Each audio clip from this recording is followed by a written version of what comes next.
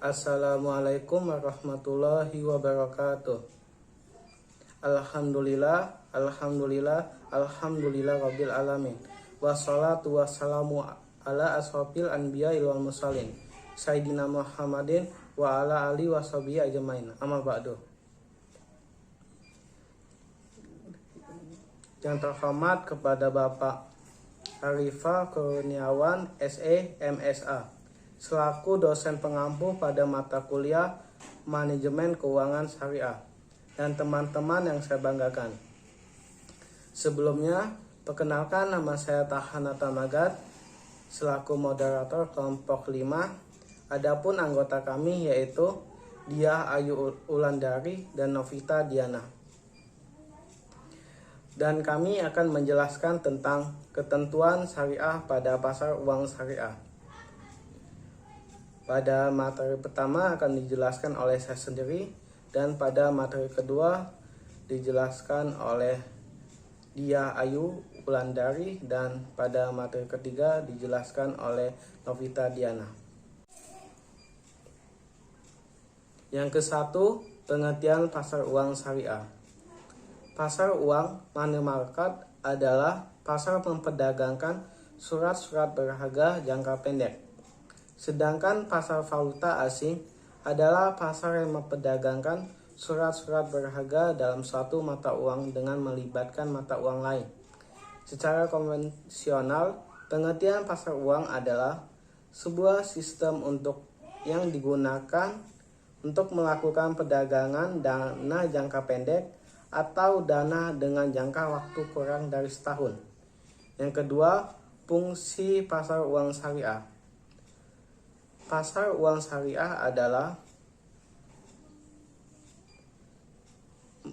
untuk memperdagangkan surat-surat berharga syariah dengan jangka waktu pendek kurang dari setahun.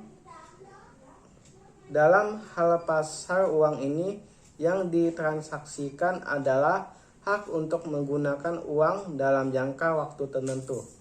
Jadi di pasar tersebut terjadi transaksi pinjam-meminjam dana yang selanjutnya menimbulkan utang piutang. Pada materi kedua dijelaskan oleh Diah Ayu Ulandari. Waktu dan tempat saya persilakan. Baik, terima kasih moderator. Assalamualaikum warahmatullahi wabarakatuh. Saya sebagai pemateri kedua akan melanjutkan pemaparan materi dari pemateri pertama. Dalam Fatwa DSN MUI nomor 37 DSN MUI X 2002 dijelaskan bahwa pada dasarnya pasar uang syariah dan pasar uang konvensional memiliki fungsi yang sama, yaitu A. Keduanya merupakan instrumen likuiditas yang fungsinya memudahkan perbankan yang mengalami kesulitan likuiditas, baik berupa kekurangan maupun kelebihan likuiditas. Jika bank memiliki kelebihan likuiditas, ia dapat menggunakan instrumen pasar uang untuk menginvestasikan dananya. Dan apabila kekurangan likuiditas, ia dapat menerbitkan instrumen yang dapat dijual untuk mendapatkan dana tunai. B. Keduanya memiliki jangka waktu paling lama 90 hari atau merupakan jenis investasi jangka pendek. C. Pembayaran dapat dilakukan dengan nota kredit melalui clearing atau biliet giro Bank Indonesia atau transfer dana secara elektronis. Selanjutnya, pelaku pasar uang syariah. Pelaku utama dalam pasar uang 1.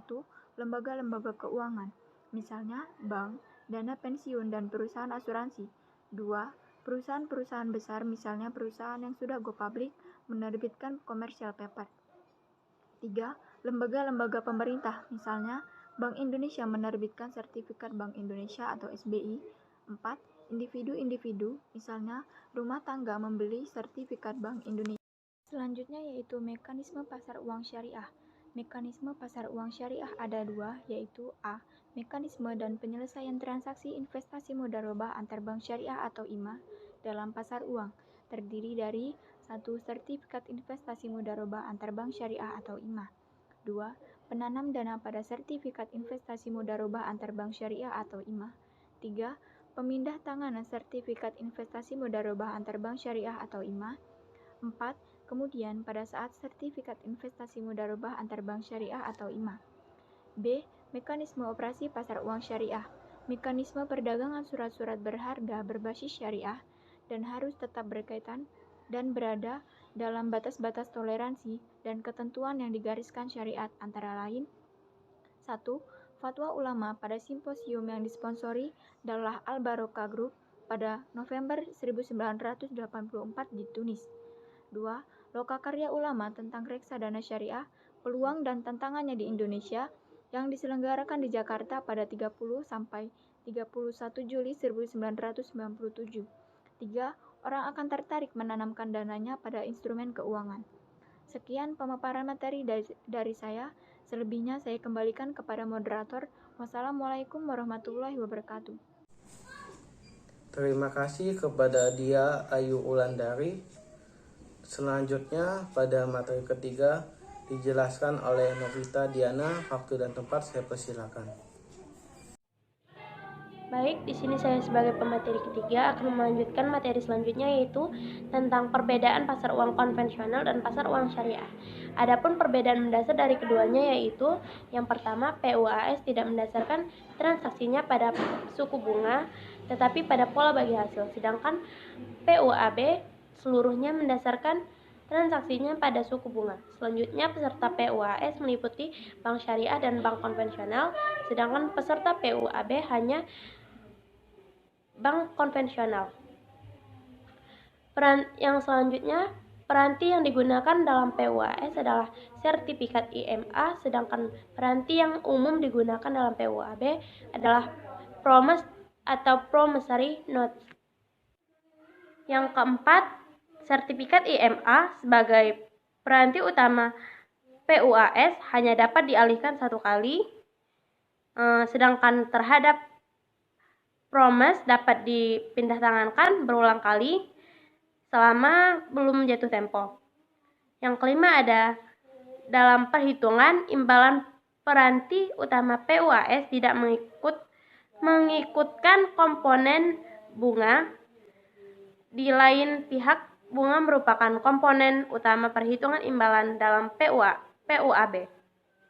Selanjutnya ada resiko yang timbul dari aktivitas transaksi pada PUAS relatif jauh lebih kecil daripada resiko transaksi PUAB. Selanjutnya yang terakhir ada sertifikat IMA sebagai peranti utama PUAS diberikan sebagai tanda bukti penyertaan dalam suatu proyek investasi.